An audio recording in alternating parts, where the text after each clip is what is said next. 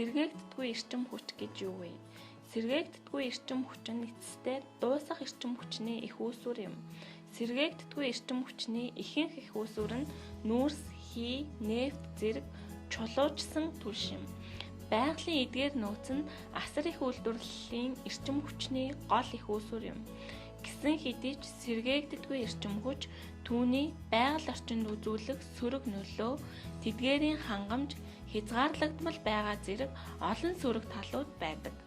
Сэргээгддэггүй эрчим хүчний төрлүүд үндсэн 4 хэсгээс бүрдэнэ. Үүнд нүүрс, байгалийн хий, газрын тос, цөмийн эрчим хүч.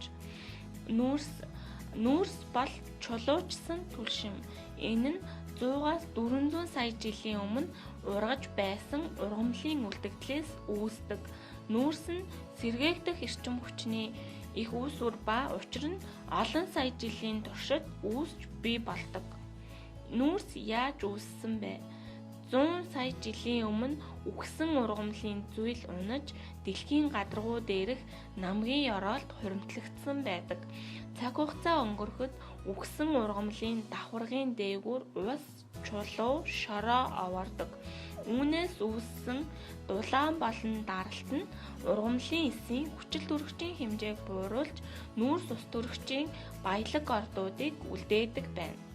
Эдгээр өөрчлөлтийн үр дүнд ургамлын гаралтай биет аажмаар нүүрс болж хувирдаг. Нүүрс яагаад хамгийн зөв сонголт биш вэ? Хамгийн их нүүрс төрөгчийн агуулмжтай түлш нь нүүрс байдаг. Энэ нь хүлэмжийн хийг ихээр ялгаруулдаг. Шатах үед нүүрс их хэмжээний бохирдол хийг ялгаруулж түүний дотор сульфат, азот зэрэг бодисны усыг бохирдуулж утааг үүсгэдэг. Нүүрс нь мал, загасны өөхний идэд агуулгаддаг мөнгөн усыг бий болгодог бөгөөд энэ нь эдгээр зүйлийг хэрэглэдэг хүмүүст хор учруулж болзошгүй юм. Газрын тос бензин хэрхэн үүсдэг вэ?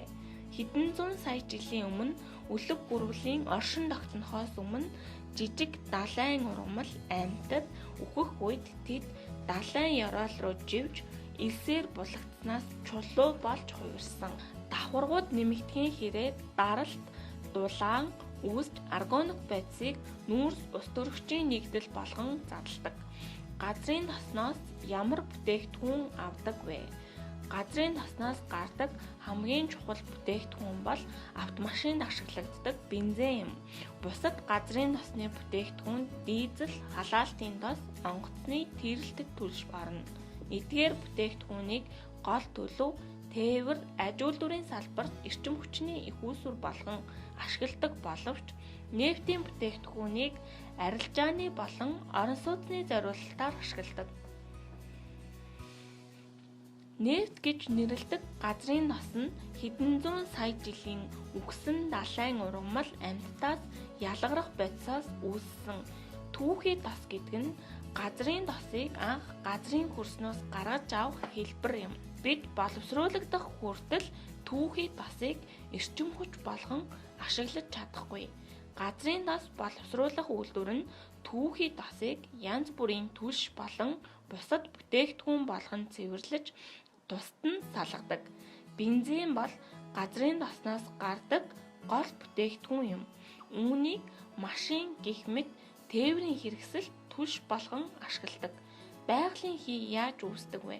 300-аас 400 сая жилийн өмнө далайн өчүүхэн ургамал амьтдын үлдэгдэл далайн ёроолд живж тэнд чулуу болон хувирсан тунадас нь булагдсан байдаг. Олон жилийн туршид чулуулгийн давхаргууд хэдэн мянган фут зузаан болж эрчим хүчээр баялаг ургамал амьтдын материалыг маш их даралтад оруулдаг.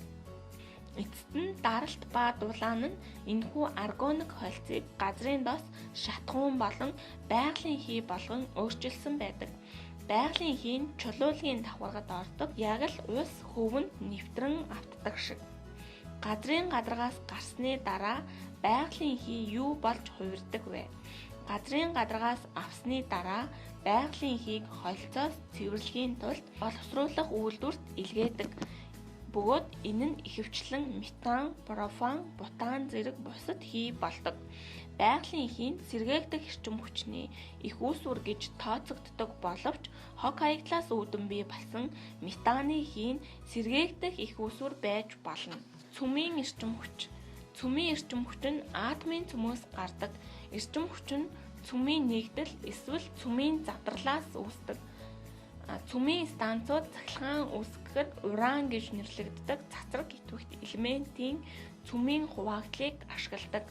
Уран гэж юу вэ? Уран бол дэлхийн анх үүсэх үед бий болсон цацраг идэвхт элемент юм. Уран бол амархан хуваагддаг цөөхөн элементийн нэг тул атомын цахилгаан станцуудад түлш болгон ашигладаг.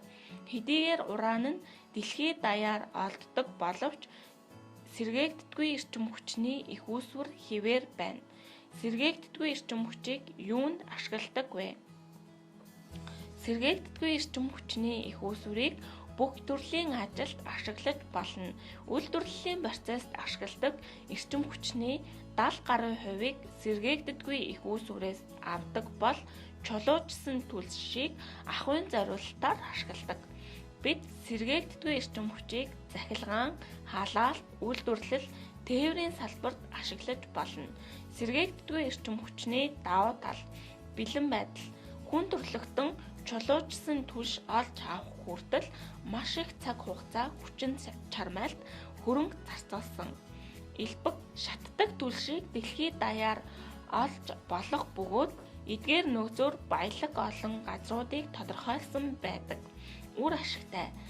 Малтмал түлш нь бага хэмжээний түлшнээс их эрчим хүч гаргаж чаддаг. Тээвэрлэхэд хялбар. Чулуужсан түлшийг хялбар зөөвөрлөнө. Жишээ нь газрын тос хий зөөхөд газар доорх хоолой ашиглана. Тохируулга хийхэд хялбар. Эрчим хүч үйлдвэрлэхийн тулд үйлдвэрийг альч газарт байгуулж болно. Сэргээгддэггүй эрчим хүчний сул тал: байгаль орчны бохирдол. Чулуужсан түлш шатаах нь дэлхийн дулаалтай шууд холбоотой нүүрс төрөгчийн давхар эсрэлийг ялгаруулдаг тул чулуужсан түлш нь манай гаригийн эрүүл мэндэд маш их хор хөнөөл учруулж байна. Нийгмийн эрүүл мэндийн асуудал: агаарын бүх бохирдолтой холбоотой тул чулуужсан түлш шатаах нь уушигны асуудал, астм өвчнөөр өвчлөхөд хүргэдэг. Нефтийн асгаралт: газрын тос тээвэрлэдэг асар том танкууд заримдаа суурьж доторх агуулгыг далайн болон ойролцоох эрэгт асгадаг. Энэ нь далай газар нутагт гамшиг болж тэнд амьдардаг амьтдад аюултай. Өсөн нэмэгдэж буй зардал: цөөхөн улсууд их хэмжээний чулуужсан түлш эзэмшдэг тул анхааруулга өгөхгүйгээр шатхууны үн өсөх боломжтой. Ажилчдын эрүүл мэндэд учирч болох эрсдлүүд: нүүрс олборлох эсвэл газрын тос өрөмтөх нь маш аюултай бөгөөд энэ нь жил бүр олон тооны өвчин, гэмтэл, амь насаа алдахад хүргэдэг. Хийн дулаалын ялгарлыг бууруулж илүү ногоон орчин бүрдүүлцгээе. Эрчим хүчээ хэмнэж байгаль дэлхийгээ хамгаалъя.